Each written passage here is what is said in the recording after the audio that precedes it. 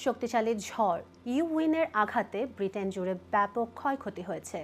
Scotland, উত্তর Ireland এবং Ireland সহ বিভিন্ন অঞ্চলে ঝড়ের গতিবেগ প্রতি ঘন্টায় ছাড়িয়ে গেছে 100 মাইল। শত শত বাড়ি এবং ব্যবসা প্রতিষ্ঠান বিদ্যুৎহীন হয়ে পড়েছে। একাধিক রেল, বিমান এবং ফেরি পরিষেবা বন্ধ থাকায় কার্যকর অচল হয়ে পড়েছে জনজীবন। স্কটল্যান্ডের কেন্দ্রীয় অঞ্চল এবং দক্ষিণ পশ্চিম স্কটল্যান্ডে লাল সতর্কতা জারি করা হয়েছে। ঝড়ের কারণে 2,80,000 বাড়ি এবং ব্যবসা প্রতিষ্ঠান বিদ্যুৎহীন অবস্থায় রয়েছে। এর সংখ্যা আরও বাড়তে পারে। উত্তর আয়ারল্যান্ডে পরিস্থিতি আরও ভয়াবহ। সেখানে প্রায় 7,25,000 বাড়ি বিদ্যুৎহীন হয়ে পড়েছে।